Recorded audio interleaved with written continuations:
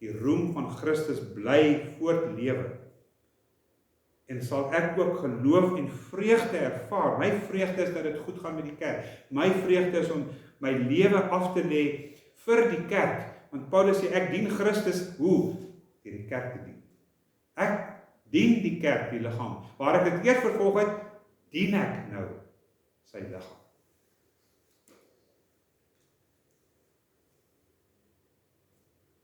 Al kan ons getuig van redding, beteken dit dat ons nooit vergeet waar ons vandaan kom nie. Waaruit die Here ons gered het. As ons van redding getuig, moet nooit vergeet, soos Paulus, waar ons vandaan kom nie. Paulus vergeet nooit dat hy die kerk vervolg het, selfs in die boek Timoteus sê, weet ek, erken ek. Ek onthou dat ek die kerk vervolg het. Maar aan hy is genade gegee. Kyk waar ek vandaan kom, kyk wat ek was, kyk wat het die Here met my gemaak. En dit vir ons opnuut met dankbaarheid en sien ons die genade en verlang om by Christus te wees. Eerstens. Tweedens, ons behoort ook Christus te sê, Christus is vir ons lewe en die sterwe is 'n wins. Kan ons dit sê? Christus beteken ons lewe. Sterwe beteken is vir ons wins. Ek leef nie meer nie, maar hy lewe in my.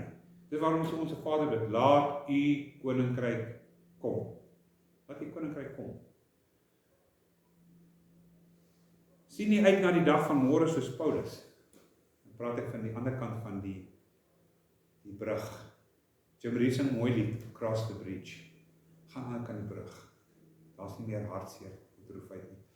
Sluit af met die bekende verhaal. Ek kan dit nie opsoek. Ek kan dit op Google gaan kyk en dit gaan soek. Ek kon dit nie kry nie.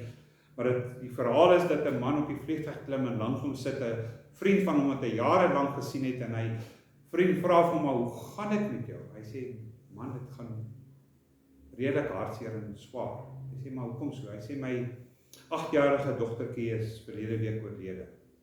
Sê ek, jammer om dit te hoor. Wat het gebeur? Want sy het kanker gehad. Terminale kanker. Hy sê, maar die goeie wat ek kan onthou, ek het elke aand, afgelope paar weke het ek by haar gaan sit. En dan het ek vir haar die Bybel gelees en vir haar gebid en dan het ek haar kussentjie gevat en het vir haar gemaklik geskuif onder haar kop en dan het ek vir haar gesê, Daddy loves you very, very much. Daddy loves you very much. I will see you in the morning. En so het dit aangaan vir weke. En hy het stil geword en sy vriend sê, gewag dat hy praat, hy wil niks sê nie. Hy sê, you know Bob, I can't wait for the morning. I will see you in the morning. I can't wait for the morning. Om te kom.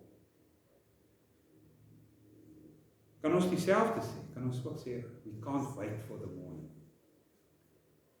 Mooi dit sê, one day God will depart the heavens and He will call us home. It will be a new, bright morning. En dan kan ons in Paulus se skoene gaan staan en sê, Paulus, ons voel soos jy. Alles loop nie altyd reg nie. Baie dinge loop baie keer verkeerd, maar Paulus, ons sê ten spyte van ons predisposition, we're still going to advance the gospel no matter what pain there is in it for us. Because it's not about us, it's about you. It's all about you. Dit is nie 'n maklike boodskap nie, maar ons moet weet wat Paulus bedoel.